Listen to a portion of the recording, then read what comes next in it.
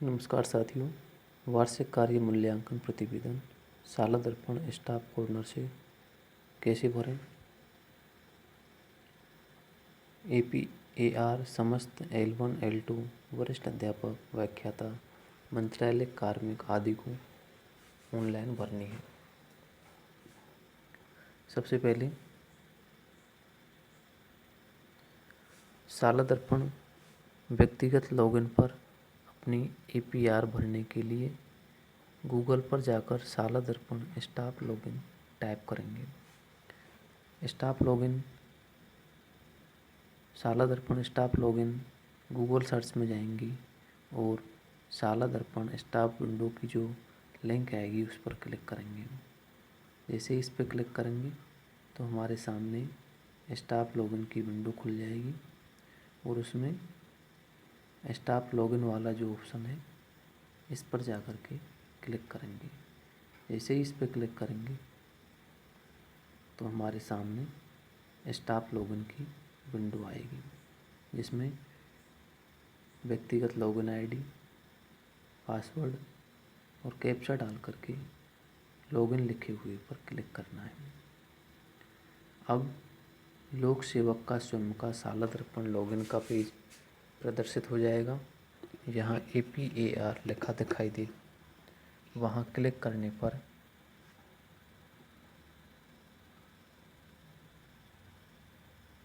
ये विंडो खुलेगी।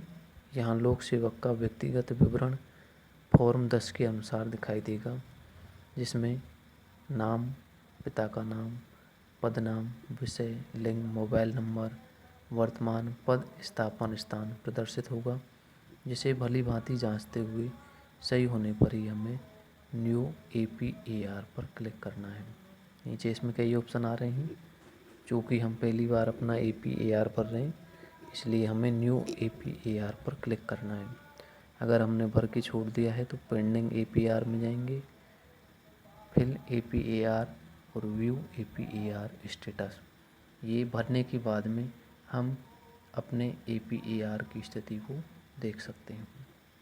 जैसे इस पर क्लिक करेंगे न्यू APAR पर तो हमारे सामने विंडो खुल जाएगी, जिसमें सबसे पहले हमें अपने APAR की अवधि और फॉर्म का चयन करना होगा। एक बार चयन के उपरांत यह डिलीट करना संभव नहीं है। किस प्रकार के कार्मिक हैं, मंत्रालय के हैं, अधीनस्थ सेवा के हैं, व्याख्याता प्रधानाध्यापक हैं या ऑफिस में लगे हुए कार्मिक हैं, हमें इस प्रकार के वर्क का चयन करना है। उसके बाद में जो हमारा प्रतिवेदन है उसकी दिनांक कब से कब तक का हमें भरना है। अगर मंत्रालय कर्मचारी हैं तो वित्तीय वर्ष के हिसाब से 1 अप्रैल से 31 मार्च तक का दिनांक भरना है। अगर सभी विद्यालय के कार्मिक शैक्षणिक स्टाफ हैं तो उसके लिए 1 जुलाई 2020 से लेकर 30 जून 2021 तक का समय इसमें भरना है। इसके बाद में अगली विंडो में अवकाश का है। अगर 15 दिन से अधिक रेगुलर अवकाश है तो इस पर हमें दिनांक भरना है। उसके बाद में APAR प्रविष्टि की जाने वाले ऑप्शन का हम चयन करेंगे। सबसे ऊपर वाला ऑप्शन आएगा। फिर फॉर्म टाइप लोक सेवक के प्रकार के अनुसार ऑटो अपडेट मिलेगा। किस प्रकार का लोक सेवक है, कौन सा पद है, वो हमें इसमें मिल जाएगा। उसके बाद में पोस्ट और पोस्टिंग पैलेस का चयन हम संबंधित अवधि के अनुसार, जिस अवधि का भर रहे हैं, अगर 2 अलग अलग प्रकार की अवधि है, 3 महीने से कम है फिर तो नहीं भरना है, 3 महीने से अधिक है तो हमें उस स्थान का यहाँ पर चयन करना है। कैडर के लिए निर्धारित APAR चैनल एवं दिशा निर्देश जानने के लिए व्यू APAR चैनल पर हम क्लिक करेंगे। इसके बाद में लाल चौकोर बॉक्स के जो सभी कॉलम हैं उसकी पूर्ति हमें ध्यान पूर्वक और सही प्रकार से करनी है। समस्त कॉलम की पूर्ति करने के बाद में सेव करना है और सेव करने के बाद में हम क्रिएट APAR एप्लीकेशन पर क्लिक करेंगे। इसके बाद हमारे सामने निम्न पेज प्रदर्शित होगा जिसमें लोक सेवक अपने रिपोर्टिंग एवं रिव्यूइंग अधिकारी का चयन चूज ऑफिसर बटन पर क्लिक करके करेंगे। तो इसके लिए हमें यहाँ पर जैसे ही चूज करेंगे हम, तो रिपोर्टिंग एवं रिव्यूइंग अधिकारी का चयन लोक सेवक विभाग की परिपत्र दिनांक 23/11/2020 में प्रदर्शित दिशा निर्देशों के अनुरूप चयन करें। चूज ऑफिसर पर क्लिक करने के उपरांत निम्न पेज प्रदर्शित होगा। सबसे पहले रिपोर्टिंग अधिकारी की स्टेटस अर्थात वर्किंग, रिटायर्ड हैं, डेथ है आदि का चयन करें। निदेशालय एवं IASE में जो कार्यरत लोक सेवक हैं जिनका निदेशक महोदय अतिरिक्त निदेशक रिपोर्टिंग है, केवल वे लोक सेवक ही do you want to choose director education, additional director education as reporting में यस का चयन करें। शेष लोक सेवक नो का चयन करें। यहाँ लोक सेवक अपने रिपोर्टिंग ऑफिसर का चयन सर्च ऑप्शन से करेगा। सर्च 3 प्रकार से हम कर सकते हैं। चाहे तो हम जिला, ब्लॉक, पद के माध्यम से कर सकते हैं, जिसमें हमें डिस्ट्रिक्ट, उसके बाद में जो भी ब्लॉक हैं वो आ जाएंगे। जिस पद का हम चयन कर रहे हैं उसके लिए हम उस पर क्लिक करना होगा। इसके अलावा हम अधिकारी की एम्प्लॉय ID से भी, अगर हमें मालूम है, संबंधित अधिकारी के मोबाइल नंबर से भी हम उसे सर्च कर सकते हैं। सर्च करने के बाद में हम सेव रिपोर्टिंग पर क्लिक करेंगे। जैसे ही सेव पर क्लिक करेंगे हमारी रिपोर्टिंग ऑफिसर इसमें सेव हो जाएंगे। इसके बाद में रिव्यूइंग ऑफिसर का भी हम सर्च के माध्यम से चयन करेंगे और उसके लिए भी हमारे सामने 3 ऑप्शन आएंगे। उसमें से चाहे तो हम उसके जिला, ब्लॉक और पद के माध्यम से, या मोबाइल नंबर, या फिर उसकी एम्प्लॉय ID से हम उसे सर्च कर सकते हैं। जैसे ही सर्च करेंगे हमारे सामने उनका नाम आ जाएगा, हम सेव पर क्लिक कर देंगे। दोनों अधिकारियों के चयन के बाद स्वीकारकर्ता अधिकारी का चयन करने हमारे सामने उसकी पोस्ट आ जाएगी, उसे हम चयन करेंगे और क्लोज बटन पर क्लिक करने पर लोक सेवक की विंडो में जो पेज दिखाई देगा उसमें नीचे प्रदर्शित forward to officer approval button पर क्लिक करें। इस पर एक मैसेज दिखाई देगा जिस पर ओके करने पर APR विवरण अप्रूवल हेतु रिपोर्टिंग अधिकारी को प्रेषित हो जाएगा। जैसे ही हम अप्रूवल पर क्लिक करेंगे तो हमारे सामने ये मैसेज आएगा और उस मैसेज को हम ओके करेंगे कि क्या आप इसे भेजना चाहते हैं या अप्रूवल अधिकारी के पास में सेंड करना चाहते हैं, मैसेज आएगा। हम उसे जैसे ही क्लिक करेंगे तो हमारा ये फॉर्म रिपोर्टिंग ऑफिसर के पास चला जाएगा।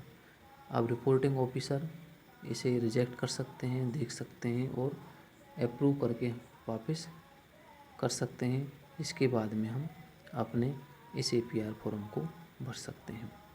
जैसे ही रिपोर्टिंग ऑफिसर अप्रूवल करने के उपरांत लोक सेवक के द्वारा जो प्रोसेस की जाएगी उसमें हमारे सामने ये विंडो आएगी जिसमें लिखा आएगा फिल एप्लीकेशन। तो जैसे ही हम इसे फिल पर क्लिक करेंगे तो हमारे सामने फिल APR का फॉर्म खुलेगा जिसमें सभी प्रदर्शित 1 से जो 10 बिंदु हैं उसकी हमें पूर्ति करनी है।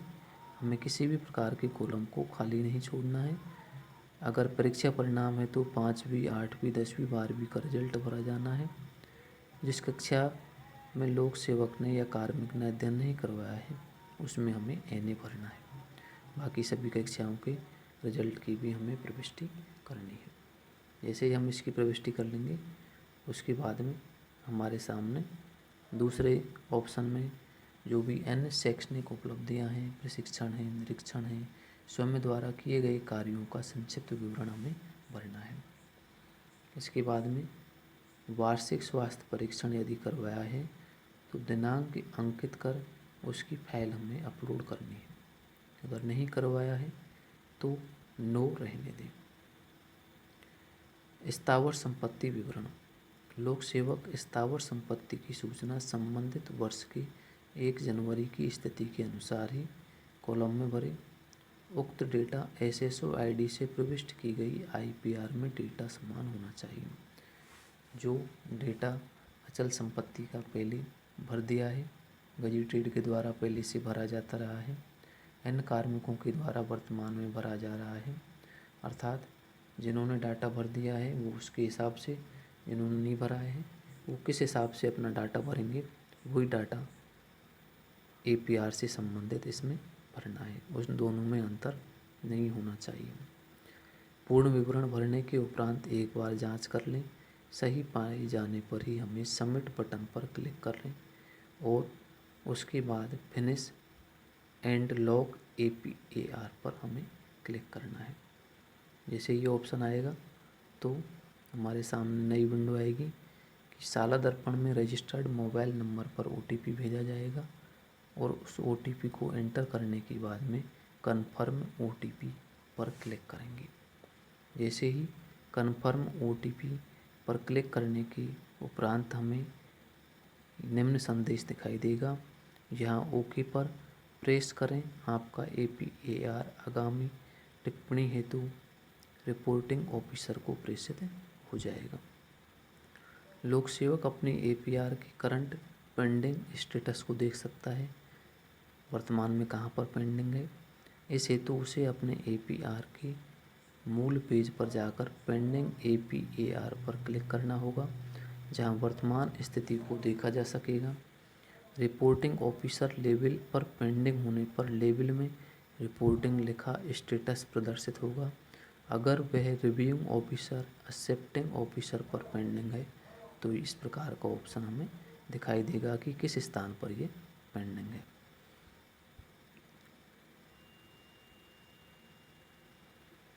एक्सेप्टिंग ऑफिसर द्वारा टिप्पणी कर स्वीकार करने पर लोक सेवक द्वारा व्यू APAR स्टेटस पर व्यू एप्लीकेशन कॉलम में पूर्ण APAR को अवलोकन करने एवं प्रिंट करने का ऑप्शन मिलेगा। जैसे ही एक्सेप्टिंग ऑफिसर के द्वारा हमारे APAR को स्वीकार कर लिया जाएगा तो हमारा जो स्टेटस है उसमें लिखा आएगा व्यू एप्लीकेशन पूर्ण हो गई है और प्रिंट करने का ऑप्शन मिलेगा।